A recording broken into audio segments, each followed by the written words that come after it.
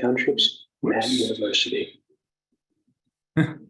Well, that's a bit of a miss. All right, sorry about that, guys. I thought today I would start talking about the responsible contracting issues for townships. Excuse me. It's January. A lot of new township officers have been elected. And so it seemed to me like it was a good time to potentially go back to basics and just kind of talk through some potential issues related to contracting and townships. Now, townships' power to contract can be a bit deceptive. Every once in a while, I will run into questions that come from this statute, Minnesota Statute 365.02. This one is the one that provides kind of the basic authority for a township to contract. You'll see here it defines a town as a public corporation. Now we can put a pin in that one, and I'm happy to talk a little bit more about what that means later. But essentially, it just means that a town is a juridical person that the law decides to pretend counts as a person, and that person has these powers. It can sue, it can buy, it can enter into any contract necessary for the town to use any of its powers. Now, this as a question, whoops, hang on. Are we, all right, can everybody see my slideshow again here? Yeah, it looks great. Okay, good. So this was the statute that I was talking about. Now, every once in a while, I'll run into a question, hey, look, does this mean that we can contract whatever we want? And of course, we are talking about public money. So this apparently broad authority is hedged around by exceptions, all sorts of rules, kind of scattered throughout Minnesota statutes and Minnesota case law. Now,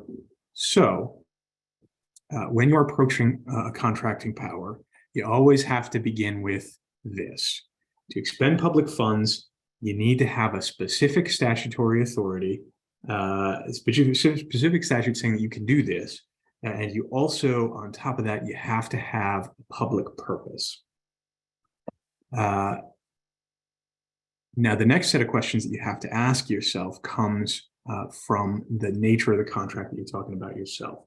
And that is, what are we contracting for, and how much do we expect that to cost?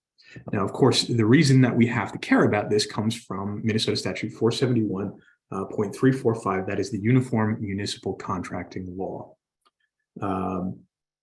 This governs the purchase and sale of goods and some services.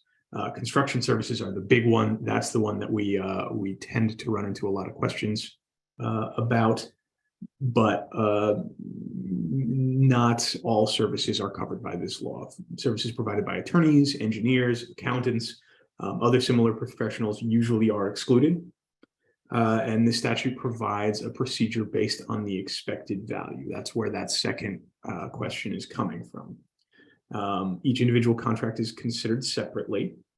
It's possible for many contracts to be involved in the same project. But in general, we're talking about three basic levels here. That is the under $25,000 level, which we call the open market, which means no specific procedure is required. The board is kind of free to contract with the vendor that they choose. The next level is between $25,000 and $175,000. And at this point, the board must seek at least 2 written quotes from different vendors. You don't have to advertise. You can call and ask for a written quote. But you do have to have at least the 2 written quotes. And then, of course, above $175,000 is the real meaty requirement here, and that is the sealed bidding. So you have to do the whole 9 yards. You have to develop specifications, including potentially bonds. You have to publish those specifications. You have to get bids. Those have to be sealed. The town has to open them with a certain procedure. It's a bit of a production for sure. Now, we mentioned that some services are governed by municipal contracting law. Here are some exceptions. There are more exceptions. And if you have any specific questions, please feel free to drop us a line. Please feel free to talk to your township attorney. But in general, some of the more common exceptions that you're looking at are things like employment contracts. Garbage hauling, weirdly, is its own exception. If you use the state cooperative entity, then you don't have to do this necessarily.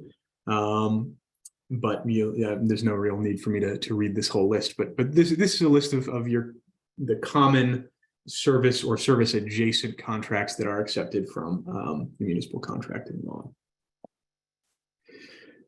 Now, of course, for anybody who's particularly on their game this morning, this might prompt a bit of a question.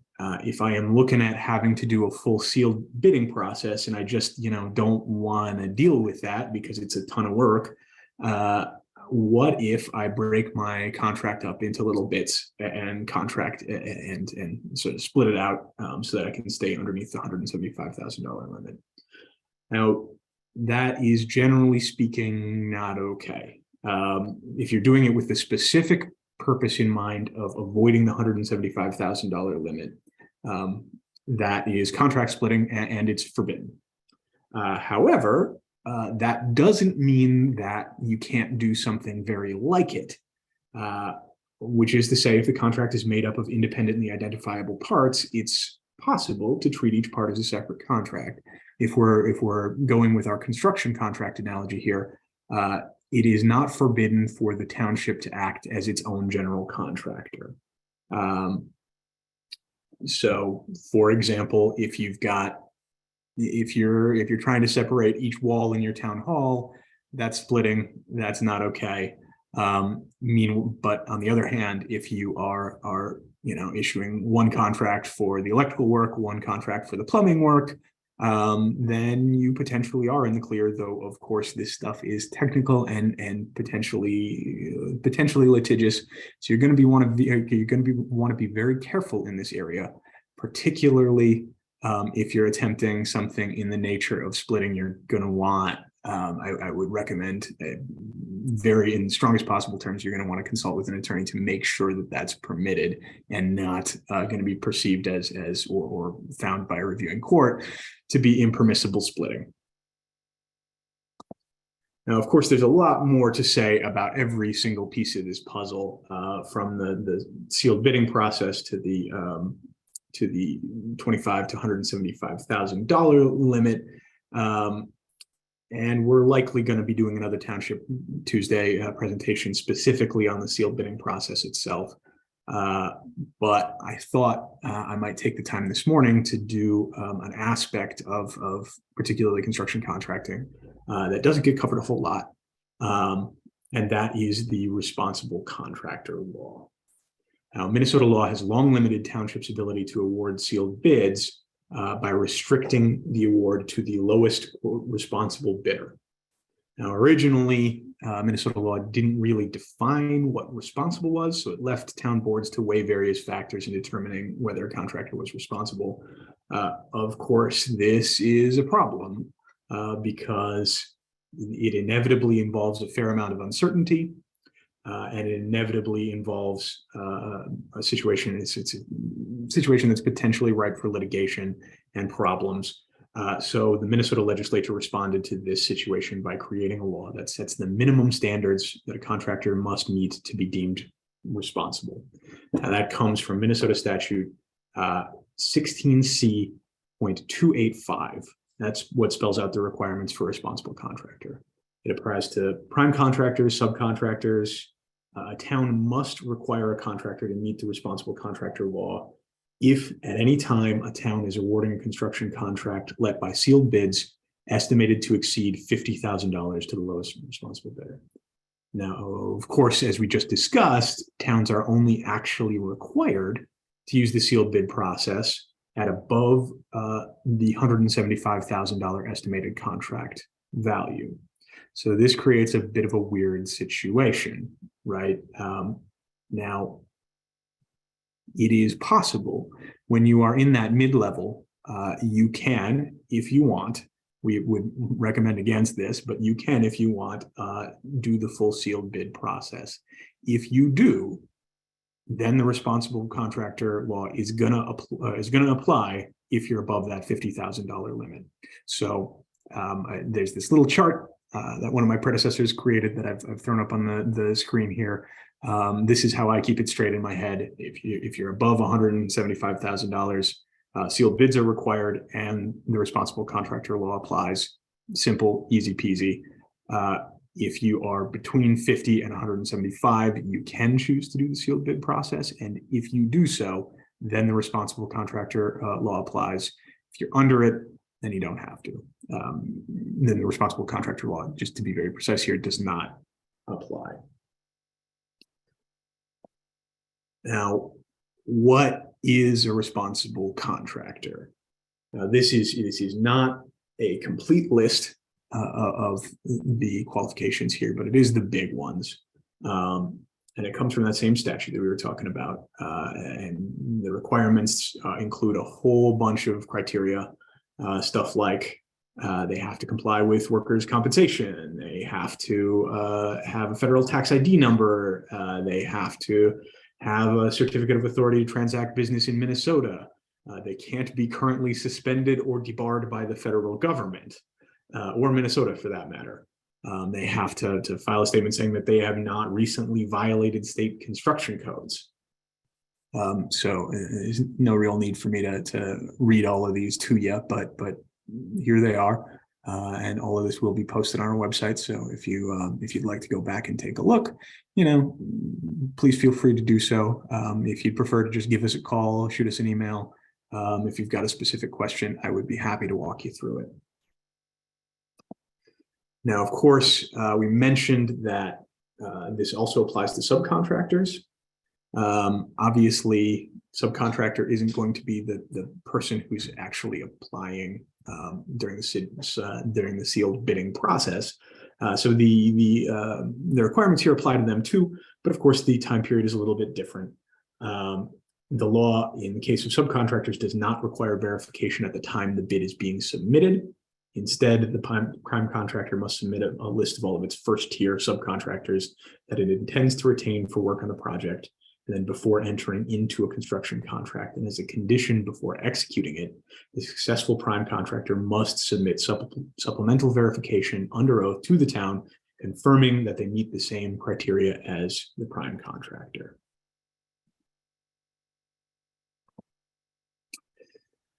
So that is my quick and dirty overview of the municipal contracting law and the responsible contracting law.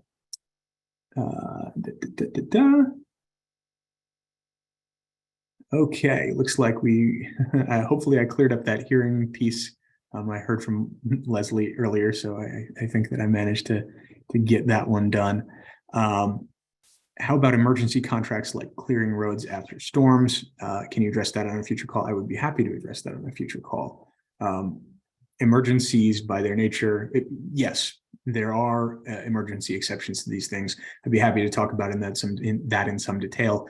That is kind of its own can of worms, but you're right to have an eye on that, and you're right that is something that is provided for in the law. Now, of course, you do have to the levels of contracting are relevant here, since if you're just talking about clearing some trees off the road, it's extremely unlikely. I mean, I guess I've never contracted for that, but I'd be really surprised if we're above that $25,000 mark. I mean, I suppose if it's a particularly bad storm, that could happen, but yeah.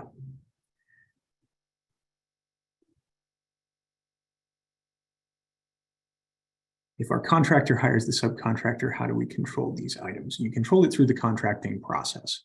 So the prime contractor has to submit a list of all the first tier subcontractors.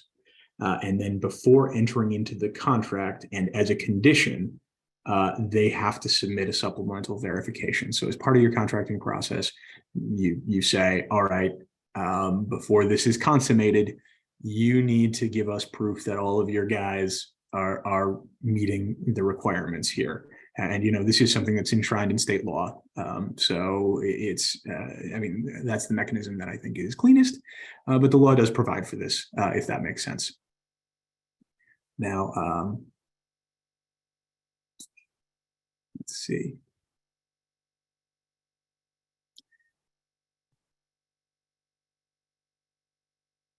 Does anybody else have any questions here? As always, too, you can always email Graham and or Steve if you do have any questions of that sort. They'd be happy to help you on that. Steve, did you have anything, or our trainers? Lori, was there anything that that you had? I'd just like to ask everybody to pass the word. The trainers have been kind of bombarded with some phone calls and emails. So please be patient with them as they try to get back to you. We're trying the best we can to keep up with the work comp and all the phone calls and all the emails. So if you could just be patient, we would really appreciate it. That's all I have. Okay, thanks, Lori. I appreciate that. It did bring up one more comment that I wanted to make, is about Matt University. We do have a couple hundred people now that have signed up for that. We appreciate that. If you have not yet signed up for Matt U, you should have received a link on that. There will be another constant contact going out, and Leslie, you and I will have to talk about that to everyone, so you can get yourself signed up. That's our online university for online training. And so it's the old seminar web. So all the videos that we had on seminar web will be coming over to Matt U, and we're going to be adding more content to it as the year goes out. This year, 2023, there are no fees to any township to enter this. We want you to get used to using it. We want to make that resource available to you. Starting in 2024, it'll be $149 per township, not officer, township. And then you can use the same password that you'll get now too. So, but we do hope to have that up and running and live for you within, I'm hoping by February, the first part of February. And this has been delayed. We've had some other issues that have come up, and so I do apologize for that delay. But as I said, 2023 is free for you. But we will work on. We are working on getting additional content. I think we have 17 videos up right now that are downloaded from the old seminar web. But we will be, like I said, we'll be adding content as that becomes available. So any questions, let me know about that. But any other questions about anything else? Jeff, this is Heather. You said you wanted me to demo the workers' comp process. There you go, Heather. Take it away. You completely forgot about me. No, not at all. Not at all. Hi, I'm Heather, and I am with the Matt here in the townships. We work with the insurance piece, and I want to demo really quickly the insurance audit that you guys are working through right now. Can everybody see my lovely Yahoo email? Yes, we can. Okay, awesome. So you or the appointed member of your township board will have received this email message. You can see over here, it looks like, I got a few here from Rob Amato. He is our contact with Origami. Please don't email him. If you are reaching out to him with questions, we will not know and he will not answer. So I'm trying to get that changed, but this initial link looks like it did come out from Rob, but reach out to us here, either Sarah Turek or myself, or any of the Matted emails. So this explains what information you are going to need as you go through the process.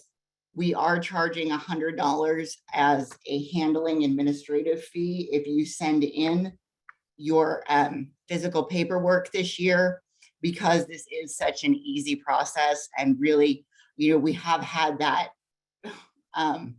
feedback from people who were very resistant to this process in the beginning. They've actually begrudgingly said, all right, fine, it's not very hard.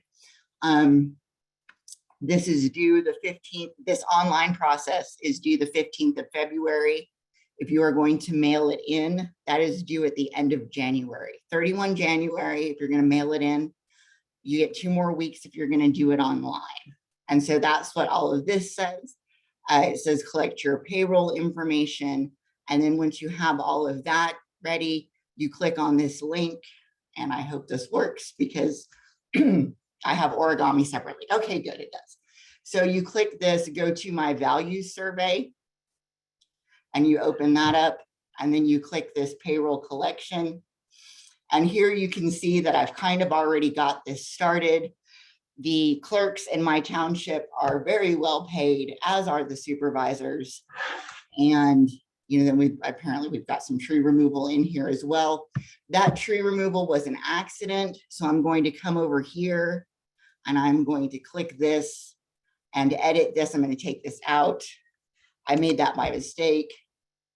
Click save and close. The rest of this is still accurate. I'm going to have to create a note to let Matt know why this increased so much.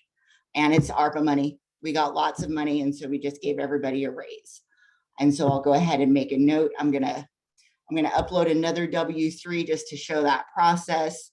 You choose a file wherever it is on your system. I'm gonna go ahead and call that a W-3. And that's there, okay. I'm gonna upload that. Oops, not that one, just save. Otherwise, you'd just be given an opportunity to upload more files.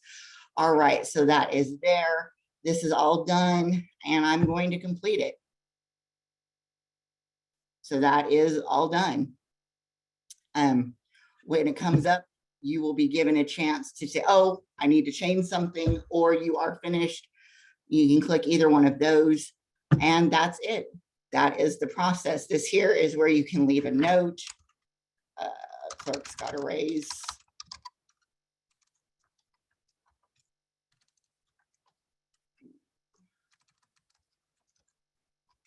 And that is it.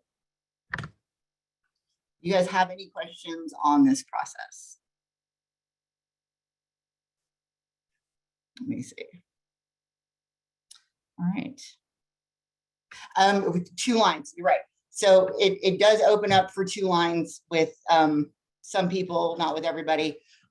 That's just the thing that was created when Origami went through and provided the previous year's information for you. You can provide it on the same line, you can provide it on a different line, it does not matter. Let's see, yeah. You guys, so just like Lori was saying with the trainers, it's just Sarah and I here at the office. So if you have questions about the process, the trainers are going to be kind of a better outlet for you. If you have an insurance-y question, then I can absolutely take care of that for you. If you have a question like who goes where, absolutely give me a call, let me know, and we can get that taken care of for you. Let's see. And yeah, like, I'm so sorry about, the waiting times. We know that, you guys, it's so funny, you guys sit down to do this and you want these answers right now. And I apologize if we're not getting that to you. But we will get with you. Please be patient. Let's see. Yeah. If you really cannot do it, absolutely give us a call. We'll see what we can do in terms of like walking you through a process. Unfortunately, we don't have a lot of time to do that. We may ask you to call one of the trainers, but yeah, if you absolutely, can't do it and, I don't want to pay the fee, I don't blame you. We kind of issue that fee as a disincentive to get people to at least try this exercise. And everybody who's tried it has said that it's not as bad as they thought it was. So yeah, between Lori, her trainers, and Sarah and I, we will absolutely do the best that we can to get you the answers that you need to get this done. Any other questions? Thank you, Heather. We appreciate that. Yeah, any other questions, please write them in the chat or unmute yourself. You can ask the question that way.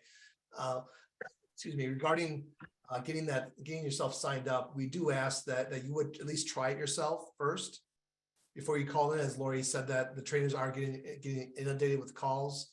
And so that might help to take some of the pressure off. And you might find that it's a lot easier than what you may have feared. And so we do want to try and stretch that out as much as we can. So, but any other questions that you have regarding any topic, unmute yourself or write it in the chat. Be happy to answer that for you here. Jeff, would you mind if I said a few things to the people out there who are asking questions about common questions I'm getting for the workers' comp audit? You got the floor. Go for it. Gus. Okay, thanks, Jeff. So commonly asked, one of the questions is the W-3 form. You're going to get that when you do your end of year. Your W-3 form, if you don't have one, there's one on the Madet website. You can take that, copy it, fill in your information, scan it, save it on your computer desktop, and then you're going to link to it when you get in there. You're going to link, that's the thing, you're going to pull up that W-3. We've been asked, of course, repeatedly about contractor insurance forms. The certificate of insurance do not have to be included this year. So thank you for that. That's a great thing. That's one less thing to have to upload. So if that helps anybody, we're answering those questions constantly. We're here to help you. So, and like Lori said, and Jeff said, please be patient with us because we're getting to the calls as soon as we can. Thanks, Jeff. Thank you, Gussie. Appreciate that. One other note, I have received a couple of additional phone calls or voicemails, which I'm surprised that they're voicemails, for people that are not liking our phone system here at the office because they can't reach a live person. I do apologize for those who are just used to always having that live person. But if you really think about it or remember, that live person was just that. They were not able to answer your questions, or she was not able to answer your questions until you actually got to the lawyer, got to the trainer, got to me or whatnot. So we do ask that when you get into our phone system, just leave a voicemail. We do check our voicemails. We will get back to you as soon as we can. We have over 9,000 officers that we service. And so give us at least a day to be able to get back with you on anything that you're asking for. So that's all I have, unless there's something else. I hope you all have a great rest of your month of January. Stay warm, stay safe. The roads are going to be kind of icy today. And so be careful out there, and hope to see you the first Tuesday of February. Take care all.